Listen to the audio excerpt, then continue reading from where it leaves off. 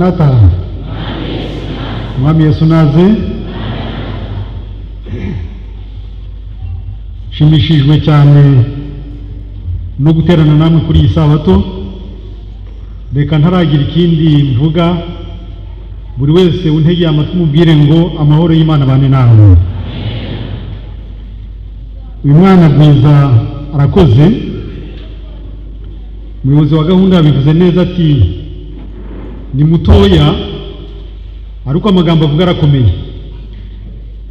Atwifurije kubaha Imana. Ubutumwa bwiza atubwiye ni bwiza koko, kuko Bibiliya yose ivuga Yesu.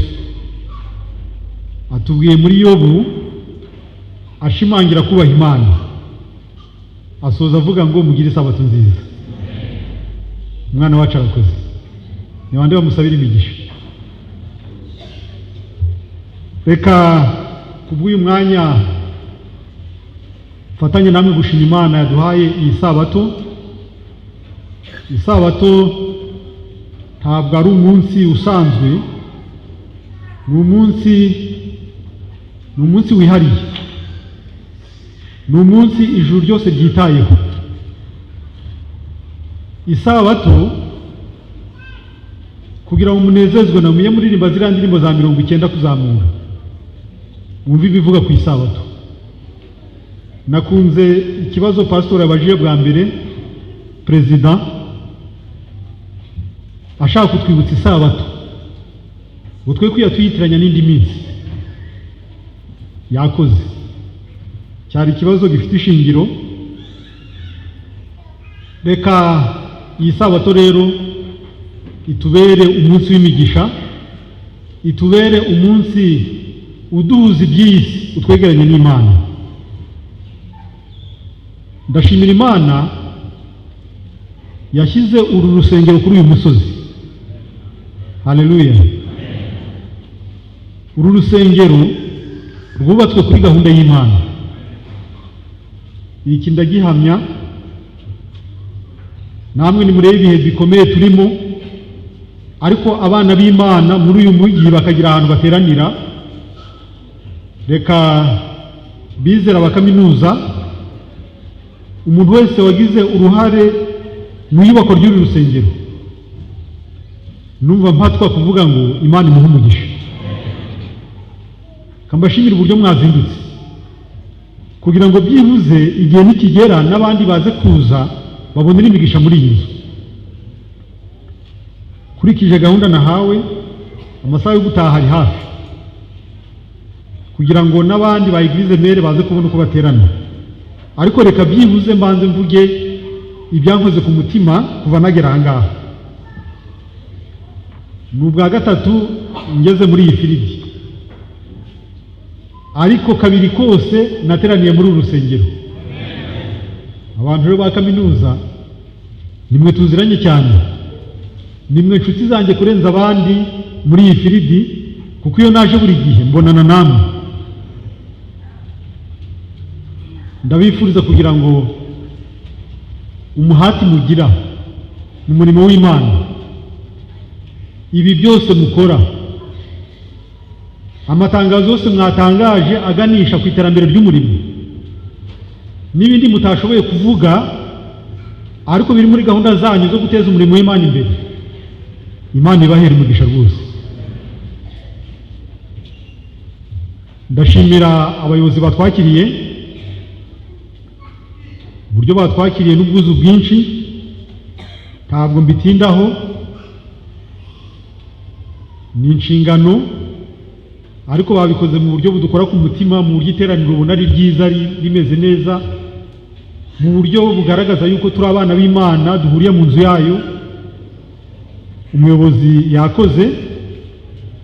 Reka kubw'amasaha niye kuvuga byinshi, ahubwo mbanze mbashyikirize intashyo, kandi n'intashyo ndazihina, zari nyinshi ariko ndavuga 3 gusa. Iza mbere nizo muri bwakire muzamuye ibiganza, ariko ndangije kuzitanga. Ndabagezaho intashyo z'abayobozi bacu bakuru b'itorero ryacu muri Inyoni y'u Rwanda. N'ubushize narabivuze igihe twari muri stade, umuyobozi w'itorero, perezida w'Inyoni y'u Rwanda, abahoza ku mutima. Ndabivuga ntuje, arabakunda.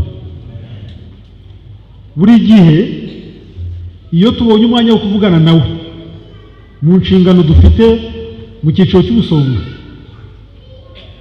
uko raporo ziba zagenze kose, aravuga ati aba bantu b'Imana uko mubonanye nabo mujye mubasabira imigisha, mubabwire ko tubatashya kandi ko tubasabira. Nababwiye ngo izi ntacyo zonyine nizo mugiye kwakira, muzamuye ibiganza byanyu. Murakoze kwakira intashyo n'ishimwe ry'ubuyobozi. Nongereho gatoya, mu cyiciro cy'ubusonga duhagarariye jye na Edizo muri iyi firidi, reka tubashimire abantu ba hano muri kaminuza n'abandi bantu muyamucumbikira bakaza hano, mujya mutuma iyi firidi, mujya muziba icyuho cyane cyandi matorero akinze n'abandi bantu basa n'abibagiwe rwose, mujya muziba icyuho. Buri gihe twakiriye raporo zavuye mu mafiridi yose, namwe muri iyi firidi hari raporo igize. Uruhare rwanyu ndongera mbisubiremo, Imana irubahere umugisha. Izindi murazakira mu buryo busanzwe, n'iz'umuryango wanjye. Nazindutse kare kare, nageze hano, naraye i Kigali kandi nageze muri uyu mujyi saa 2. Naje kare, ariko muri icyo gihe maze kwakira mesaje za madame zigera muri 5 ziranarenga. Yagendaga mbaza aho mugeze he, kavuga se n'inama mubwira ntahamenye, ariko ikintu yagendaga agarukaho ati mudusuhuriza abizera. Iza kabiri, Pastor Faustin uyobora iri torero nimugoroba yambwiye ati turakwifuriza ikaze muri kaminuza. Nabwiye turakoze Pastor, ariko tukimara gutandukana, tutaratandukana, aravuga ati unsuhukiriza abizera, mwakiri ntacyo z'umuyobozi wanyu. Uzi ko muzamuye ibiganza. Madame nabivuze muravuga ngo amena, muraceceka. None za Pastor muti turazakiriye rwose. Imana ishimwe, Pastor muramukunda. Reka njye mbere tuganire ijambo ry'Imana. Nazanye indirimbo, reka tuganire ijambo ry'Imana. Ibitabo bijya gusa. Nshimire korale Abaragwa, ndarihina ibikurikiyeho ntabwo mbyibuka, niba ari Abaragwa ba Yesu, niba ari ab'ijuru. Abaragwa b'ijuru, murakoze ku ndirimbo nziza muririmbye mu njyana nziza ya Kidivantiste, kidakigarukaho. Mwe kuzahindura rwose, kuko tugira abaririmbyi nabo bajya bahinduranya ibintu ku buryo wanyura hariya ku muryango w'urusengero utazi ko urusengero ari urwacu, ukibaza ngo bariya baririmbyi ni abahehe. Kandi ubusanzwe injyana ya Kidivantiste irazwi. Waba uri muri bisi bagacuranga indirimbo ya Kidivantiste, n'abatari Adventiste barayimenya. Mwaririmbye rero mu njyana y'itorero ryacu, mwakoze, kandi n'amagambo meza y'ubutumwa bwiza yari mu ndirimbo yanyu. Reka mbonera kubibwira abaririmbyi, mwari muzi yuko abaririmbyi bacu basigaye bakopera injyana z'ibintu bigoromanze, ku buryo n'umuririmbyi wa baze ashaka uko yita muri baze bikamunanira. Ari ibintu bivangavanze rwose, kumva ari kuzamura akamanura akagoronzora ibintu utamenya. Ariko indirimbo zacu za Kidivantiste ari amajwi uko arani ajyamo neza, abantu mu iteraniro bakahabwa umugisha. Muzakomeze mutyo rero. reka kubw'uyu mwanya mutoya tugiye kumarana tuganirire hamwe amagambo aza kuba yubakiye mu butumwa bwiza bwanditswe na Matayo igice cya 11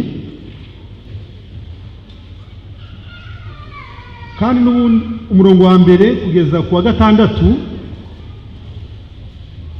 kandi insanganyamatsiko yacu iri ku murongo wa gatandatu. Abandika insanganyamatsiko z'ibibwirijwe tugiye kuganirira hamwe uriya murongo wa gatandatu uvuga ngo kandi hahirwa uw'ibyanjye bitazagusha. Nicyo cyigisho tugiye kwigira hamwe. Hahirwa uw'ibyanjye bitazagenza bite, bitazagusha. Nicyo cyigisho ngira ngo tuganirire hamwe muri uyu mwanya. Ariko aya magambo yavuzwe nande? Byari bitewe n'iki? kandi umubwire ngo ririya jambo kandi riri kongeraho ibindi bintu byavuzwe hejuru. Ubundi aya magambo aturutse he? Reka twumve intandaro y'aya magambo tuganirira hamwe. Dore ku murongo wa mbere, Yesu amaze gutegeka abigishwa be 12 avayo ajya kwigisha no kubwiriza abantu mu midugudu yabo. Murongo wa kabiri, ariko Yohana yumviye mu nzu y'imbohe ibyo Yesu akora, atuma abigishwa be ko bamubaza bati, mbese ni wowe wa wundi ukwiriye kuza cyangwa dutegereze undi? Umurongo wa kane, Yesu arabasubiza ati, nimugende mubwire Yohana ibyo mwumvise n'ibyo mubonye. Gatanu, impumyi zirahumuka, ibirema biragenda, ababembe barakira, ibipfamatwi birumva, abapfuye barazurwa, abakene barabwirwa ubutumwa bwiza. Gatandatu, mwe kwibagirwa n'iri ngo kandi hahirwa uw'ibyanjye bitazagenza bite, bitazagusha. Turatugaruka kuri uyu murongo wa gatandatu cyane. Yohana uvugwa ahangaha muri uyu murongo ntabwo ari Yohana mwene Zebedayo, ntabwo ari Yohana intumwa wa mwene se wa Yakobo uvugwa mu butumwa bwiza, ahubwo Yohana uvugwa ahangaha ni Yohana Umubatiza. Ni Yohana Umubatiza. Yohana Umubatiza niwe waje kubanziriza Yesu, niwe waje gutegura uruzinduko rwa Yesu hano mu isi yamaze mu imyaka 33 yose. Yohana yari afite umurimo ukomeye. Hari aho Yesu yigeze amuvuga hati mu babyawe n'umugore nta n'umwe uruta Yohana Umubatiza. Yohana yakoze umurimo udasanzwe mu gihe cye. Yesu Kristo nk'umwami w'ijuru n'isi waremye byose ntabwo yagombaga kuza mu isi ngo apfe kugenda mu nzira zitateguye, ahubwo hari uwagombaga guharura inzira, hari uwagombaga gutegura uru ruzinduko rw'umuremyi wacu hano ku isi, kandi uyu nta wundi ni Yohana mwene Zakariya. Igihe kiragera, Yohana arafungwa ajya mu nzu y'imbohe. Yohana abantu bemererwaga kumusura mu nzu y'imbohe barimo abigishwa be. Bamusanga mu nzu y'imbohe, bamubwira ibyo Yesu akora. Turi ku murongo wa kabiri. Bamubwiye ibyo Yesu yakoraga. Uyu murongo ndawutindaho gato. Abigishwa ba Yohana bakundaga Yohana cyane kuruta uko bakundaga Yesu. Bakundaga Yohana cyane, bari baramwiziritseho ku buryo nta wundi muntu bakundaga, yemwe na Yesu ubwe, cyane ko Yesu batari bamuzi cyane. Bari abigishwa ba Yohana koko niwe babanaga nawe buri munsi. Bakaba bari bazi ko Yohana yategurizaga Yesu inzira. Bibuka amagambo Yohana yavugaga kuri Yesu. Muri Yohana nibwo agaragara cyane. Yohana yigeze abona Yesu, amubona ku irembo, bagiye guhura, aramuvugaho amagambo ati, nguriye umwana w'intama w'Imana ukuraho ibyaha by'abari mu isi. Ibyo abigishwa ba Yohana bagenze bati, barabyumvise. Yohana yigeze avuga kuri Yesu ati, uwakwiriye gukuzwa nge ngacishwa bugufi. Yari yarigeze amuvugaho ati, arakomeye, sinahangana no gupfundura imishumi y'inkweto ze. Bari bamuzi yuko Yohana acishwa bugufi imbere ye. Baragenda bamusanga mu nzu y'imbohe, bamubwira ibyo Yesu akora. Ariko ntabwo bamubereye intumwa nziza, kuko baramubwiye batumva Yohana. Yesu wa wundi wahamyaga, Yesu wa wundi wavugaga ko akomeye, kubera ko ibyo ari gukora hanze ari gukiza abandi, akirukana abadayimoni, akazura abapfuye, agakora ibitangaza, akabohora abantu mu buryo butangaje. Ariko wowe waretse byose, wabaye integuza ye kubera ko ugiye kugwa muri gereza. Byashoboka yuko uriya muntu wahamyaga utibeshye? Aho ntiwaba waribeshye ukamuvuga nk'umuntu ukomeye, nyamara n'undi muntu w'inzaduka. Yohana abyumvira mu nzu y'imbohe, gushidikanya kuza mu mutima we, atari koko ko igihe kibaye kirekire ndi muri gereza, kubera ko Yesu ntacyo abikoraho. Ariko akongera akibuka amagambo ya Yesu. Yohana niwe warabatije Yesu, kandi rya jwi ryavugiye ku Yorodani Yohana yararyumvise, Yohana yararyibukaga. Ijwi ryavugiye mu ijuru riti, nguyu umwana wanjye nkunda nkamwishimira. Iryo jwi Yohana yararyumvise, aravuga ati ibyo byose ni we. Ariko umutima ukongera ukavuga ngo si we. Akiburanya mu mutima, arangije muri Luka havuga yuko yahamagaye babiri mu bigishwa be. Muri Matayo ntabwo bavuga umubare. Ariko uyu murongo wa kabiri niwo tukiriho, atuma abigishwa be ko bamubaza bati, Yohana atuma abigishwa be kuri Yesu, mugende mumubaze muti, mbese ni wowe wa wundi ukwiriye kuza cyangwa dutegereze undi? Yohana yarageze mu mayira abiri. Yohana yaramaze gushidikanya ibyo yahamyaga. Ntabwo yari akizera Yesu nk'uko yamuhamyaga mbere. Yarageze aho rukomeye, atangiye kwibaza ati, aho ntitwaba twaribeshye? Aho sinaba naribeshye, naravuze ibitari byo? Abigishwa ba Yohana baragenda bajya aho Yesu ari. Baragenda baramubaza bati, Yohana akudutumyeho ngo tukubaze ngo ni wowe wa wundi ukwiriye kuza cyangwa dutegereze undi? Ni wowe? Yesu ndatekereza yaragize agahinda ku mutima, ukuntu yarazi Yohana, ukuntu Yohana yamuhamyaga, n'imirimo itangaje Yohana yakoze yo guteguriza Yesu. Nimwibuke ukwitanga kwa Yohana, mwibuke imyambaro ye, mwibuke ibyo kurya bye, mwibuke Yohana ahantu yabaga mu butayu ararikira abantu kwihana. Yohana nta muntu atinya, yageraga no mu ngo z'abakomeye. Muramwibuka Yohana ageze kwa Herode, nta nicyo yaziraga ari muri gereza. Maze Yesu yumva ubutumwa buvuye kuri Yohana. Uyu ni wa wundi Yohana wavuze ngo nguyu intama y'Imana ikuraho ibyaha by'abari mu isi. Uyu yaba akiriwe koko? Maze Yesu ntiyasubiza abigishwa ba Yohana, arabareka baricara. Nabo bategereje igisubizo, barakibura. ahubwo Yesu amara umunsi wose ari gukora umurimo we, za ntumwa zicaye zitegereje igisubizo.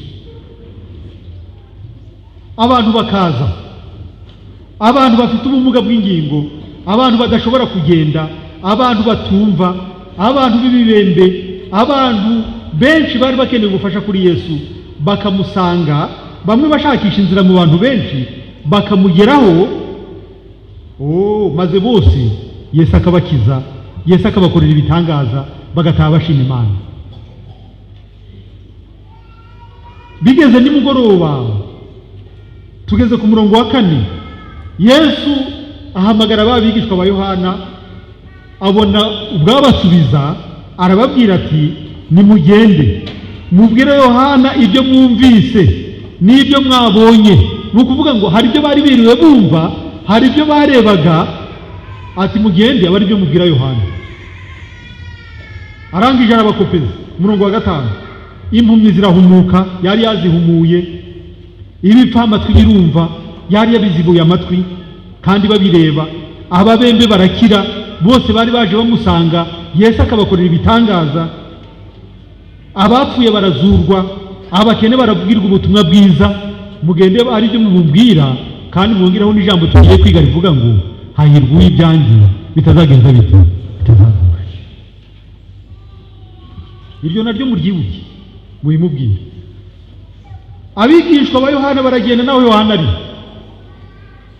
bati twageze kuri Yesu, ntabwo yahise dusubiza uwo mwanya, ariko nyuma aratubwira ati ibyo twiriwe tureba n'ibyo twiriwe twumva aribyo tuza kukubwira. Atumva, impumyi zirahumuka, yazihumuye tureba, ibirema byiriwe bigenda rwose tureba, byaje ari ibirema, ababembe bakize, abantu babwiye ubutumwa bwiza. Nuko Yohana, ariko ubundi nubwo ntari kwigisha ndi kubwiriza, igisubizo cya ikibazo Yohana yari yabajije Yesu, igisubizo cyari cyoroshye. Hano ndi muri kaminuza, igisubizo cyagomba kuvuga ngo niwe cyangwa siwe, ni wowe cyangwa nundi. Byari byoroshye, yashobora kuvuga ati mubwire ngo niwe cyangwa mubwire ngo siwe. Ariko Yesu suko yasubije, ahubwo yasubije mu buryo buziguye, ku buryo Yohana wenyine ari bwikurire mu igisubizo. Impumyi zirahumuka, ibirema biragenda, ababembe barakira. Aya magambo ukuntu akurikiranye bayabwiye Yohana, Yohana ubwenge buragaruka, aho yari ari mu nzu y'imbohe. Maze umwuka wera aramwuzura, yibuka amagambo ari muri Yesaya igice cya 61. Yesaya igice cya 61. Ndabona mwaharambuye kandi mparambuye. Yesaya 61. Mbabarire, umurongo wa mbere haranditse ati umwuka w'Umwami Imana ari kuri je, kuko Uwiteka yansize amavuta ngo mbwirize abagwaneza ubutumwa bwiza, yantumye kuvura abafite imvune mu mutima, yantumye kumenyesha imbohe ko zibohowe no gukingura abari mu nzu y'imbohe, yantumye kumenyesha. Mukomeze musome. Maze Yohana aya masomo nande muri Yesaya 35 yose avuga ibyo Yesu azakora ageze mu isi, asanga ari byo yiri wakora, asanga ariyo raporo abigishwa bamuhaye. Maze Yohana aravuga ati niwe rwose. Yohana yaguye mu nzu y'imbohe, kandi Yohana abika ubugingo buhoraho. Haleluya. Uyu munsi nge namwe ndagira ngo tuzirikane ubutumwa Yesu yahaye Yohana, aribwo aduha uyu munsi ngo hahirwa uw'ibyanjye bitazagenza bite, bitazagusha. Hahirwa uw'ibyanjye bitazagusha. Ariko ubundi bigusha abantu ni ibiki muri iki gihe? Ibigusha abantu muri iki gihe ni ibiki? Ku buryo dukwiriye kwirinda, kandi twabyirinda tukaba mu banyamahirwe. Yesu kuvuga ngo hahirwa, uwo muntu arahirwa. umuntu Yesu avuga ngo arahirwa, abahirwa koko, kandi ikikubwira ko ari umunyamahirwe aba abika ubugingo buhoraho.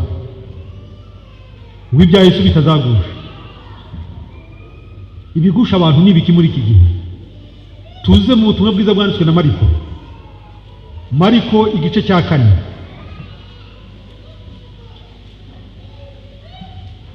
Mariko igice cya 4 umurongo wa mbere hari umugani w'umubibyi.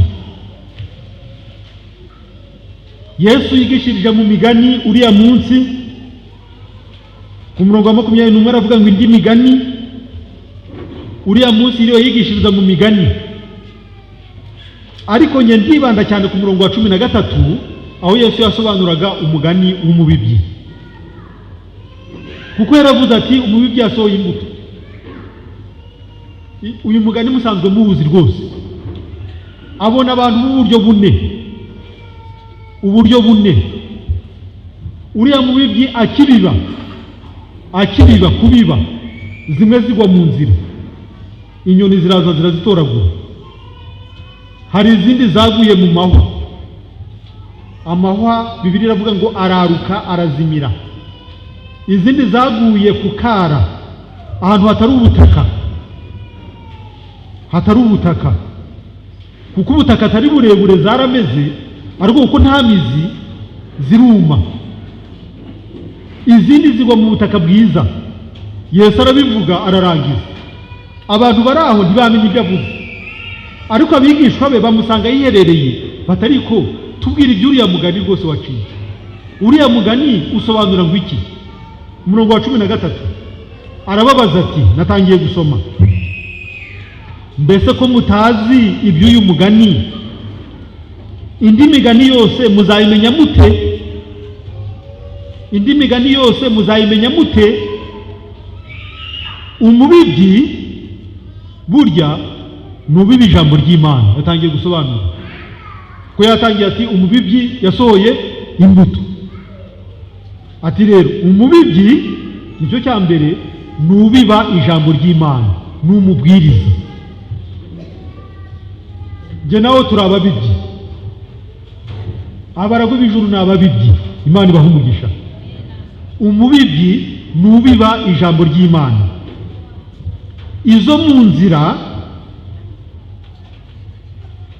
aho iryo jambo ribibwa, abo nibo bamara kumva, uwo mwanya Satani akaza agakuramo iryo jambo ryabibwe muri bo. Uwo mwanya rwose batarasohoka mu rusengero bakaba babyibagiwe, nta gaciro bakibiha. Izo ni izabibwe hehe yemwe? Mu nzira.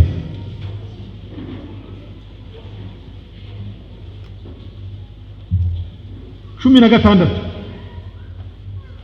n'izibibwe ku kara nabo nuko, iyo bumvise iryo jambo. Uyu mugani ndawuvuga noroheje cyane. Uwo mwanya baryemera banezerewe, ariko kuko batagira imizi muri bo, bakomera umwanya muto. Bakomera umwanya ungana iki? Muto. Iyo habayeho amakuba cyangwa kurenganywa bazira iryo jambo, uwo mwanya birabagusha.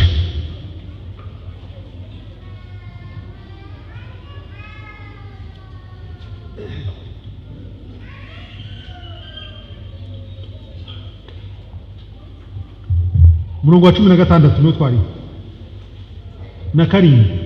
Ariko kuko batagira imizi muri bo, bakomera umwanya muto. Ariko iyo habayeho amakuba, cyangwa kurenganywa bazira iryo jambo, y'insengero zafunzwe, iyo abantu babujijwe gusenga, iyo habayeho ingorane zibangamira uburyo abantu basanzwe basengamo, uwo mwanya birabagusha. Nangera ku ijambo mbibutse umutwe w'amagambo, hahirwa ibyanjye bitazagenza bite? Bitazagusha. uwo mwanya birabagusha. 18 abandi bagereranywa n'izibibwa mu mahwa, amahwa muyumve, abo ni bumva iryo jambo maze amaganya y'iyi si n'ibihendo by'ubutunzi n'irari ryo kwifuza ibindi iyo bibinjiye mu mitima biniga iryo jambo kiryera. 18 mwumve, abagereranywa n'izibigwa mu mahwa, amahwa mu mugani yabanje kuvuga ati amahwa araruka arazimira. Ari amahwa ni iki noneho? Ni amaganya y'iyi si, ni ibihendo by'ubutunzi. Noneho wamara no kubona ubutunzi ntunyurwe, ugahora wifuza n'ibindi, ukumva bitagwira rwose. Ibyo biniga iryo jambo ryabibwe kiryera imbuto, abantu bakagwa. Ikigisho cyacu mukizirikane, ibihendo by'ubutunzi, amaganya y'iyi si. Bavandimwe inshuti zanyu, mwari muzi ko amaganya y'iyi si ari ibimenyetso by'imperuka? Amaganya, bwa mbere Pawulo abwira Timoteyo ati abantu bazabikunda, bakunda impiya, birarira, bibona. Urutonde ni rurerure, ariko Yesu ubwe mu butumwa bwiza bwanditswe na Luka 21 niho hari ibimenyetso by'imperuka. Aravuga ati mwirinde icyo gihe, mwirinde imitima yanyu ntiremererwe n'ivutu no gusinda n'amaganya y'iyi si, uwo munsi ukazabatungura. Ivutu, muntu ivutu nyine ni ukurya ugahaga ntumenye ko wahaze ugakomeza ukarya, ukagwa ivutu. No gusinda n'amaganya y'iyi si, n'amaganya y'iyi si. Amaganya iyo byinjiye mu mutima bigusha abantu, biniga ijambo ry'Imana kiryera imbuto. Bene aba bantu nibo Yesu afitiye ubutumwa uyu munsi, nibo yatumyeho uyu munsi ababwira ngo kuko yabwiye abigishwa ba Yohana, mubwire Yohana ngo hahirwa uw'ibyanjye bitazagenza bite, bitazagusha. Ubutunzi ni ibya Yesu nyine, si ubundi ubutunzi ni ubwande, ni ubwa Yesu. Ubutunzi ni ubw'Imana. Bibiliya iravuga ngo isi n'ibiyuzuye muri Zaburi ya 24, yemwe isi n'abayirimo byose ni iby'Uwiteka. Ariko iyo twamaze kubibona tubyita ibyacu, inka zanjye, amasambu yanjye, ibintu byose byawe, kandi Imana biguhaye n'imigisha rwose, bikanaba byinshi bikagwira, ariko ugahora ubona yuko ari bikeya. Biriya biniga ijambo ry'Imana ntiryere, ntirigira icyo rimarira umutima. Biniga ijambo ry'Imana ntiryere. 20 hariya turahagaruka. Kandi abageranwa n'izibwe mu butaka bwiza aribo nifuza muri aya materaniro, abo nibo bumva iryo jambo bakaryemera. Ko mutavuze amen? Abo nibo bumva ijambo ry'Imana bakaryemera. Icyampa mukaba muryemeye muri uwo mwanya. Kandi abo bantu baryemeye nibo bera imbuto. Ndacyasoma, umwe 50, undi 60, undi 100, bityo. Ubutunzi ntabwo babera igisitaza, amaganya y'isi ntababera igisitaza, ntabwo akarengane gashobora kubagusha, ntabwo amakuba ashobora kubagusha, ahubwo bera imbuto bagakomeza kubana n'Imana, bakazera kugeza mu bugingo buhoraho. Ibigusha abantu ibi tubibonye muri uyu mugani w'umubibyi.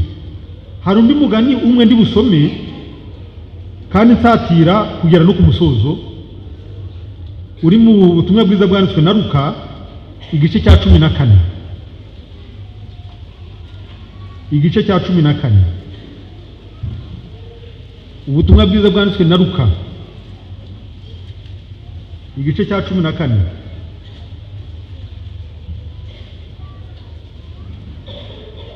Numva mwahageze umurongo wa 15. Tugiye kureba abandi banyamahirwe. Nuko umwe muri abo bicaranye basangira abyumvise aramubwira ati, hahirwa uzarira mu bwami bw'Imana. Uyu nawe ni umunyamahirwe. Ariko muzirikane uyu mugani ugiye gukurikiraho. Nawe aramubwira ati,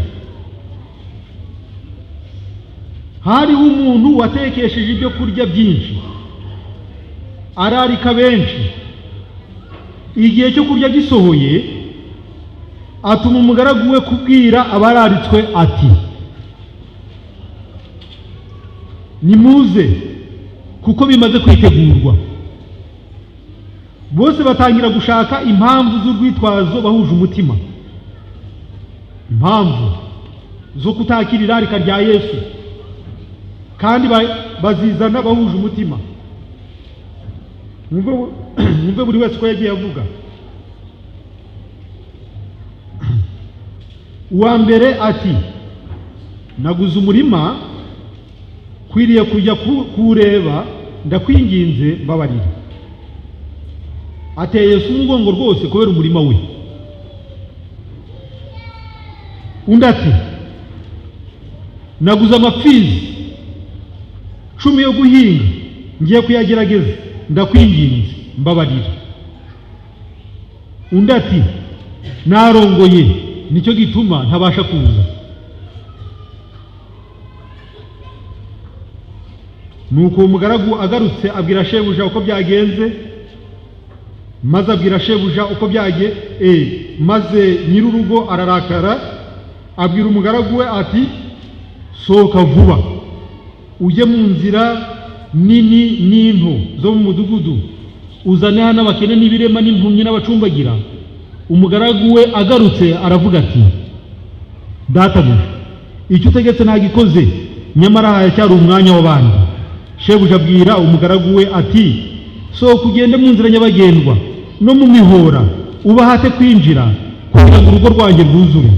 Ndababwira yuko nta muntu wo muri abo bararikwa uzarya ibyo nabiteguriye, kubera ziriya nzitwazo zitandukanye bagize.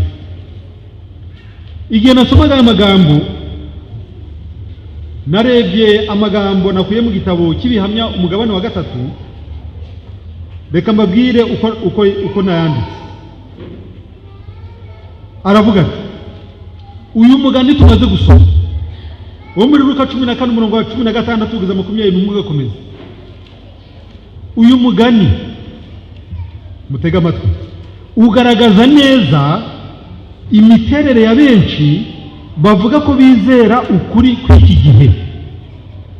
Imiterere y'abantu benshi kandi bari mu itorero ry'Abadiventiste umunsi wa 7. Burya nitwe twizera ukuri kw'iki gihe. Ukuri kw'iki gihe mureke nkubabwire, ni ubuturo bwera mu isaha iminsi 2300. Buriya abantu bavuga ngo iminsi 2300 nta bandi twebwe Abadiventiste b'umunsi wa 7. Ubuturo bwera, kwezwa k'ubuturo bwera bigeze mu 844. Ibyo tubizi neza Abadiventiste, nta bandi babwiriza ubwo butumwa. Amategeko y'Imana no kwizera kwa Yesu, kandi guhamya kwa Yesu ni umwuka buhanuzi. Uburiya butumwa nibwo bwitwa ubutumwa bw'igihe tugezemo, nta bandi babufite uretse twe. Ariko natwe nubwo dufite ubwo butumwa, uyu mugani ugaragaza imiterere yacu. Yesu araturarika tukavuga tuti mbabarira, bitewe nuko hari umurima naguze, hari amafizi naguze, impamvu zikaba nyinshi. Kandi reka mbabwire bizera bahagarariye abandi benshi bo muri iyi filimi, kuno kwezi kwa 2 Yesu arabararika ngo mumukorere kandi mu buryo budasanzwe. Ariko Imana, Yesu ubwe ababajwe cyane nuko amahwa, ibigereranwa n'amahwa biniga iryo jambo, biniga iryo rarika tirigere ku musaruro. Ugasanga izi nzitwazo zibaye nyinshi. Reka twe turi mu rusengero tuvuge ngo aho twatanze inzitwazo, Imana itubabarire. Haleluya, Imana itubabarire rwose. Inzitwazo ziveho, turi indirimbo ijana na mirongo ine n'eshanu tushaka urwitwazo, kuko n'abazitanze ntabwo byabaguye amahoro. Mureke mwumve rero, Uwiteka yaboherereje irarika ngo bose baze basangire nawe. Erega Yesu aravuga ati mpagaze ku rugi ndagenza nti ndakomanga. Ya matangazo y'abakuru b'itorero ni irarika rya Yesu. Ya matangazo ya pastor ni irarika rya Yesu, aravuga ngo mpagaze ku rugi ndakomanga. Umuntu niyumva ijwi ryanjye agakingura, nzinjiriwe dusangire. Yesu yaboherereje irarika ngo baze basangire nawe. Ibyo kurya by'igiciro cyinshi yabiteguriye ubwe, ariko kuri abo bantu kandi bari mu itorero ryasigaye, mu itorero ribwiriza ukuri kw'igihe tugezemo, kuri bo inyungu z'iby'isi zigaragara nk'iz'agaciro kenshi kuruta ubutunzi bwo mu ijuru. N'igitangaza, inyungu z'iby'isi zikagira agaciro kenshi kuruta ubutunzi bwa hehe bwo mu ijuru. Kandi mureke mbabwire, Yesu yagiye avuga amagambo ati nukuri ndababwira, akabisubiramo kenshi, aho ubutunzi bw'umuntu buri niho n'umutima we gwenze ute uzaba. Kandi ubutunzi bw'umuntu iyo abutanga mu murimo w'Imana, umutima we uba mu murimo w'Imana, kandi umutima we ukaba ku Mana, umutima we ukaba kuri Yesu ugiye kugaruka akamwitegura. Aba bantu barararikirwa kugira uruhare mu bintu bifite agaciro k'iteka, ariko amasambu yabo, amatungo yabo, inyungu zo mu miryango yabo bigaragara ko ari iby'agaciro gahanitse kurusha kumvira irarika rivuye mu ijuru, maze bikaganza buri jwi ribarehereza ku Mana. Nuko iby'isi bakabigira urwitwazo rutuma batumvira itegeko rivuye mu ijuru riti nimuze bimaze kwitegura. Bikaba urwitwazo, bikaniga rya jwi. Aba bene data bari gukurikira buhumyi urugero rw'abavugwa muri uyu mugani. Hano ngiye kwasoma nitonze mwumve. Bareba iby'isi batunze, bareba iby'isi bagenze bate batunze, bakavuga bati oya, niko ndi gusoma, oya Uwiteka we, ntabwo mbasha kugukurikira rwose, ndagusabye unyihanganire. Bareba iby'isi batunze bakagereranya n'irarika ribabwira ngo babikoreshe mu murimo w'Imana, maze bagahitamo nabi, bakavuga bati Uwiteka we, ntabwo mbasha kugukurikira, mbabarira, ndagusabye unyihanganire. Bihamye byitoro umuzingo wa 3,404 kuri iyo page. Bavandimwe inshuti zanyu, reka inzitwazo zose Satani ashobora kuzana zitsindwe mu izina rya Yesu. Ahubwo muri uyu mwanya twibuke amagambo turi kwiga avuga ngo hahirwa uw'ibyanjye bitazagenza bite, kuko ibyo dutunze si ibyacu. Mureke mbabwire, ntabwo ari ibyacu rwose, ahubwo ni iby'Imana, ni iby'Imana. Iyo wahinze bikera, ujya uvuga uti Imana watanze imvura n'izuba mu gihe gikwiriye, imyaka iramera, none ireze, ahasigaye Imana habwa icyubahiro. Nyigisha kukubahisha ibi bintu. Nushake uhamagara abadiyakoni nta tangazo ryabaye, uhamagara abakuru b'itorero ati nguyu umurimo wanjye Imana yangiriye ubuntu, byose yarabimpaye, ariko kimwe ni icy'Uwiteka. baze batera intambwe umugabane w'Uwiteka uboneke, biriya bisigaye bihabwa imigisha. Burya ngo iyo twakuyemo kimwe ibisigaye birahirwa, ariko iyo tubikoresheje byose aba ari umuvumo. Icyo rwose ni ukuri. Bavandimwe inshuti zanyu, igihe kirageze ngo twibuke amagambo Yesu yabwiye abigishwa be. Kristo Yesu yenda kugaruka. Utabyumvira no mu rusengero yabyumvira ahamukikije, yabyumvira ku maradiyo, yabyumvira aho ariho hose. Ibintu by'inzaduka biragenda bibaho bitugeraho mu maso yacu kandi tubireba. Ibyo byose ni ibimenyetso by'uko Yesu yenda kugaruka. Muri uyu mwanya arandarika, arakurarika ngo twakire irarika ryo gusangira nawe, ryo kumwegurira byose, ahasigaye tukazishimana nawe. Reka muri uyu mwanya inzitwazo zose ziburizwemo, ahubwo twemere gusanga Yesu, dusangire nawe. Mwene data yadusomeye, ndabona bageze hanze menya ari iteraniro. Reka soma aya magambo yo mu Baheburayo dusatira gusoza. Abaheburayo igice cya 10. Abaheburayo igice cya 10 yahereye ku murongo wa 36, ngenda hera ku murongo wa 32. Ariko mwibuke iminsi ya kera, mwibuke iminsi ya kera, uburyo mwihanganiraga imibabaro y'intambara nyinshi, mumaze kuvirwa n'umucyo, uburyo mwitangaga, uburyo mwubakaga insengero, uburyo mwafashaga abakene, uburyo mwihanganiraga imibabaro, ubundi mugasangira imibabaro n'abagirirwa batyo. Ndagira ngo ku murongo wa 33 handitse, ubundi mugahinduka ibishungero, mugatukwa, mukababazwa, ubundi mugasangira imibabaro n'abagirirwa batyo. Mwibuke iminsi ya kera. Ubu abantu muri iki gihe barakwepa. Yesu, Imana iravuga iti barayembayembye ndababura, barayembayembye ndababura.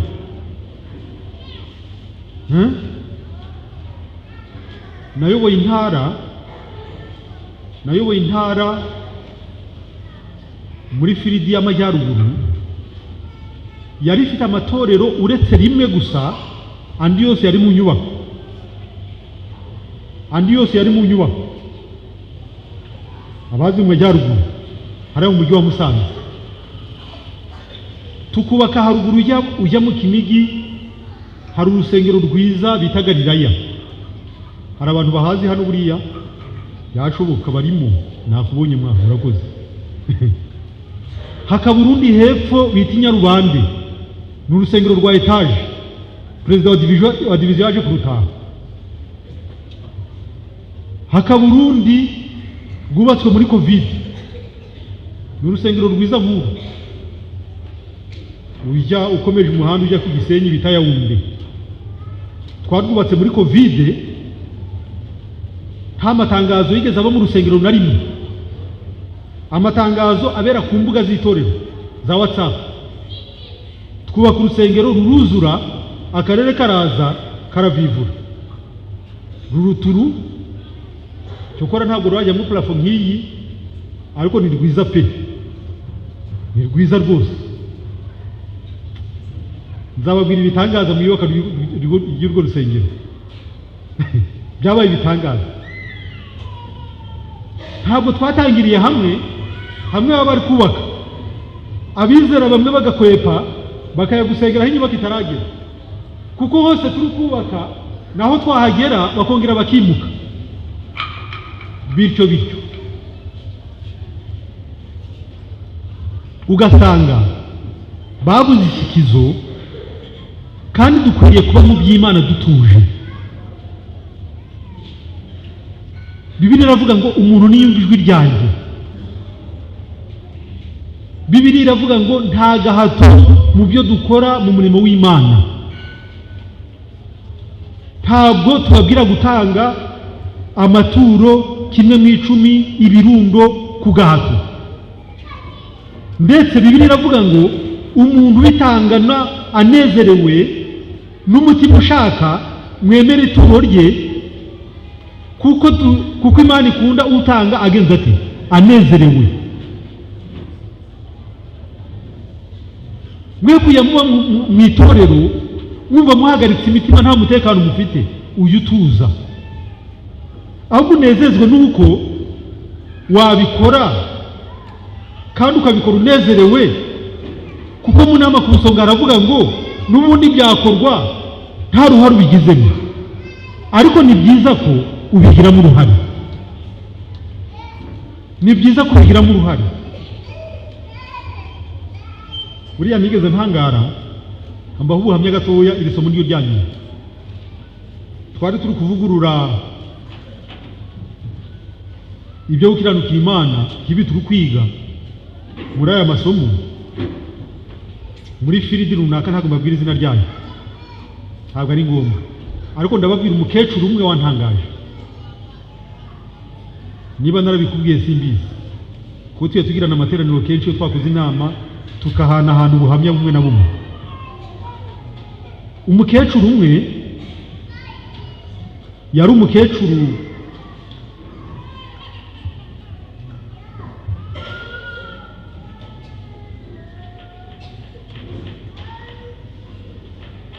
nkomeze ahangaha, numvaga nshaka kwideplasa gusa nkumvuge ndi kugenda. Yari umukecuru w'umukene pe. Nawe wibaze umukecuru utarambaraga inkweto, ibirato by'ukwa inkweto zo kwambara, ariko aza mu rusengero. Twakwibaza ngo abayobozi b'iryo torero bakoraga iki kugeza aho umwizera wabo atagira inkweto zo kwambara. Ariko mwumva inkuru ndayirangiza, byabaye umwaka ushize. Twavuguraga ibirunda ahantu, nuko uwo mukecuru wabaga mu nzu mbi, inzu ushobora kuba uri mu nzu ukabara inyenyeri ziriho zose, ni ukuvuga ko yinyagirirwagamo, yabaga mu nzu n'izuba rikaba ryamugeraho. Murumva ko yarabayeho nabi rwose. Umunsi umwe umukecuru azanira umubitsi kimwe mu 10 ibihumbi 42. 40 na bingahe? Mu 2. Kubabwira ibyabaye mu kwezi kwa 4 umwaka ushize. 42. Umubitsi aramureba uko agenda, nta nkweto yambaye nuko amuzi niwe, aravuga ati uyu mukecuru aya mafaranga ni icyacumi koko? Arareba, akareba abakuru b'itorero yandikira ibihumbi 10, akareba abandi yandikira 20 bagenda mu modoka, abona umukecuru azanye 42, aravuga ati ntabwo ndi umwandikire resi. Ashobora kuba hari umuntu w'umugira neza wayamuzaniye kubera atazi kubara, yose akaba yazanye mu rusengero, yanga kumwandikira resi. Arangije umukecuru ati kutampaye resi, ati ndayikuzanira. Ati umukecuru aravuga ati nashaka yizane cyangwa rurere, icyo nzi cyo nuko natanze icyacumi, yandike cyangwa agenza ati arurere. Ubwo mukurikire neza, umubitsi ahamagara abakuru b'itorero 8 b'iryo torero. Uko ari 8 bose baraza, ati nagerageje uriya mukecuru nyina nakamuramuzi, anzaniye icyacumi cy'ibihumbi 42, none mumbwire mbyandike cyangwa ne kubyandika? Abakuru b'itorero bati buretse kwandika, nimugoroba turajya kumusura tumuganirize tumenye niba yibeshye cyangwa atibeshye. ariko uko bigaragara bararebaga bagasanga bidashoboka rwose. Umuntu wo mu Rwanda kino gihe unyagirirwa mu nzu, uri ahantu yihishe, utambara n'inkweto, akazana icya 10 cya 42. Batashye wa mukecuru aragenda ati ntaresi yanjye. Nawe uribaza umubitsi yari yagerageje, umubitsi ko atananiwe kwandika, umubitsi ko atabuze ikaramu, arakomeza kumurimanganya ngo ndayiguha ubundi habuze. Ntiyamusubiza amafaranga kandi ntiyamuharisa. Ati turagusura mu rugo nimugoroba amateraniro arangiye bavuye imuhira, uko ari 8 abakuru b'itorero n'umubitsi wa 9 bajya kwa mukecuru. Bahageze bati mukecuru rero katukubwiza ukuri, twanze kukwandikira resi kuko twibwiye yuko ushobora kuba wibeshye kwa aya mafaranga atari inyungu wabonye. Ati hana bamureke mbabwira uko byabana.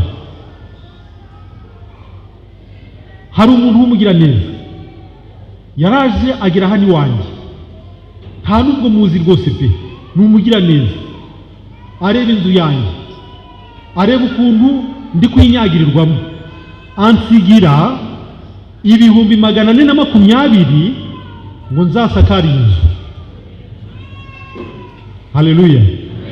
Ansigira 420 byo kugura amabati yo gusakara kano kazu kanjye. Ati none kumugira ngo sinzi kubara 420 kimwe mu 10 nangahe ni 40 na bingahe, bibiri birumvikana.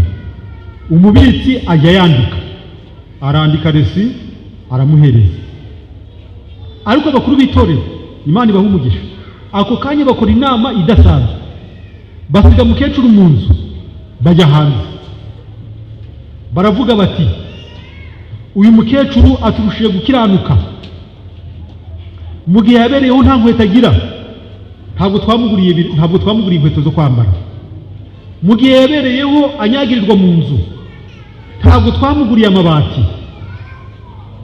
Mu gihe yabereyeho afite ibibazo, ntabwo twamenye niba yaburaye, ntitwamenye niba yabwiriwe. Noneho kugira ngo arakarire itorero atuzaniye kimwe mu 10 kingana gutya. Abakuru b'itorero bajya inama bati umva Edizo, wowe turakuzi, zana 100,000. Umva wa mukuru w'itorero we, nawe zana 80. Bano bakuru b'itorero bari imbere bose uko ari 8 bari mu nama n'umubitsi arimo, bakontribuwa amafaranga ako kanya kandi barayabona agera ku 500. Maze baragenda babwira mukecuru bati mva mukecuru, inama irarangiye twari turimo, waturushiye gukiranuka, warakoze, twaguhaye resi rwose, Imana iguha umugisha kandi natwe watwigishije. None muri bya 420 wakuyemo 42 bya kimwe mu 10, asigaye genda ugura utwenda two kwambara, uje mu isoko nk'abandi ugura agaceri, wumve ko Uwiteka agira neza. Ahasigaye natwe ngaya amafaranga tumaze kuyakotiza yo gusakara, nta nubwo tuzasakara gusa, ahubwo tuzashyiramo sima. Haleluya. Harya ukimara kumva ibyo wibutse irihe somo? Gutanga bizana imigisha kuruta ugenza ute. Harya ubundi iyo umugira neza muzanira 420 byose agasakara, yari gukomeza kubaho nta myambaro agira, yari gukomeza kubaho nta byo kurya agira, yari gukomeza kubaho nta nshuti agira. Ariko noneho aratinyuka bizana n'imigisha, Imana ihabwa icyubahiro. Bavandimwe, hari igihe twiyima imigisha bitewe n'ubugugu, bitewe no kugundira. N'uwari kugusanga ntumubone, n'uwari kugusanga umugisha n'umwana urwaye ukumva urahumurijwe ntumubone. Bavandimwe, mureke dutere intambwe aho twakiraniwe hose. Ndabisubiramo, Imana ihatubabarire, ahasigaye ibitugusha byose biveho, twemere dusangire na Yesu. Kansoma amasomo asoza 35. nuko rero timute ubushizi bw'ubwoba bwanyu bufite ingororano ikomeye, kuko mukwiriye kwihangana kugira ngo nimumara gukora ibyo Imana ishaka muzahaze ibyasezeranijwe. 37 haracyasigaye igihe kigufi cyane kandi uzaza ntazatinda, ariko umukiranutsi wanjye azabeshwaho no kwizera, nyamara nasubira inyuma umutima wanjye ntazamwishimira. Ariko twebweho tidufite gusubira inyuma ngo turimbuke, burya abasubira inyuma bazarimbuka. Hahirwa ibyanjye bitazagusha, ahubwo dufite kwizera kugira ngo tuzakize ubugingo bwacu. Bene data bashiki banjye mu itorero rya kaminuza n'abandi mwaje kuhasengera, uyu mwanya iyi mbuto ibibwe ze kuba zazindi zabibwe mu nzira ngo tuzibagirwe tukiri ahangaha, ze kuba zazindi zabibwe mu mahwa, ubutunzi ngo buze tubushyiraho umutima twange gukurikira Yesu, ze kuba zazindi zabibwe ku kara ngo yenda akarengane kwa uburenganzira utekereza wari ufite bikubuze gukurikira Yesu. Ahubwo ndabasabira mwese ngo zivugwe mu butaka bwiza, kugira ngo ubwo Imana yaduhaye urusengero tukaba turusengeramo, bye kuba gupfa kumva gusa twishuka, ahubwo dukora ibyo Imana ishaka. Reka nsabe ndarike abantu muri iri teraniro bavuga bati hashobora kuba imbuto zarabibwe ku kara mu mitima yacu. Ntabwo twagize ibihe by'amasengesho, twagize ibihe byo gutekereza ijambo ry'Imana, itorero twaryivumbiyeho turaryanga, ariko Mana uyu mwanya turagarutse. Hashobora kuba hari uvuga ati imbuto zabibwe mu mahwa, nahanze amaso ubutunzi, nahanze amaso ibyo ibintandukanya nawe, ariko muri uyu mwanya ndagarutse Mana, ngiye kwitanga bundi bushya, ngiye gukora umurimo wawe bundi bushya, kuko hasigaye igihe kigufi kandi uzaza ntazatinda.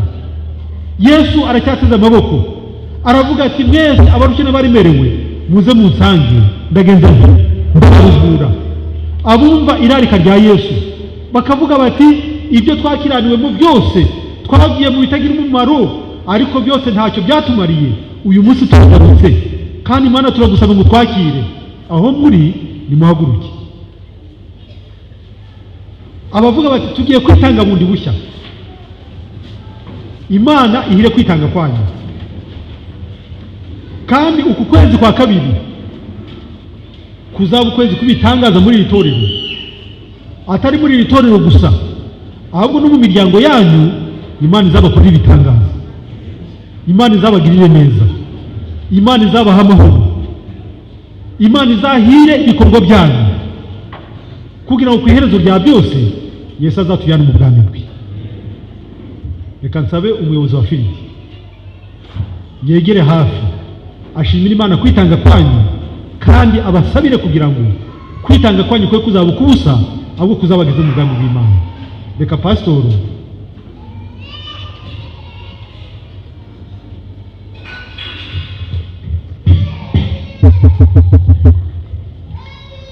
dusenga Imana. Data wa twese, Imana idukunda urukundo rutangaje, Imana itubeshaho, izina ryawe nirihabwe icyubahiro. Iyi ni isabato idasanzwe, aho twese dusobanukiwe yuko impagarike yacu kuba duhumeka ari ubuntu tugirira, izina ryawe nirihabwe icyubahiro. Abana bawe twumvise ubutumwa bukomotseho unyujije mu kanwa k'umugaragu wawe, turatsinzwe. Niyo mpamvu tubigaragarishije guhaguruka tugusaba imbabazi ubugoryi bwatugaragayeho. Turagusaba ngo Data utuguranire, uduhe ubwenge nyabwenge, tumenye ko ubuzima bwacu buri mu biganza byawe, bitume tugukunda tugukorere, maze ikiruta ibindi twitegura ubwami bwawe. Nuko rero Mana yacu turitanze burundu, ntabwo tuzongera gusubira inyuma.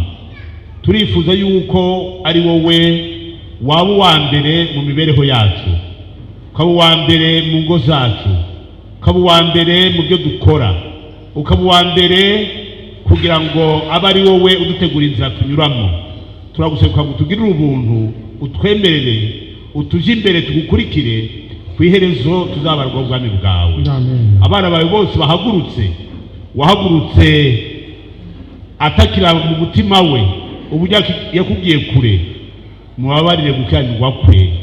Twese tubahangaha dutindishirijwe n'ubuntu bwawe. Ngwino uhagarike itorero ryawe, n'itorero riri gukora mu gihe umwe Satani nawe akajira umurego, aba ari wowe umudutsindira. Turinde kurangazwa n'icyo ari cyo cyose, ahubwo dukomere tukunambeho, twitegura ubwami bwawe. Ndakwinginze, haracyasigaye igihe kigufiya kandi uzaza ntazatinda. Turagusaba ngo ude gusobanukirwa y'uko uri bugufi kwimika ubwami bwawe, bitume tukugarukira, twitegure Yesu ugiye kuza. Komeza ubane natwe, tubane nawe ubuziraherezo, kuko tubisabye tubyigire mu izina rya Yesu. Amen.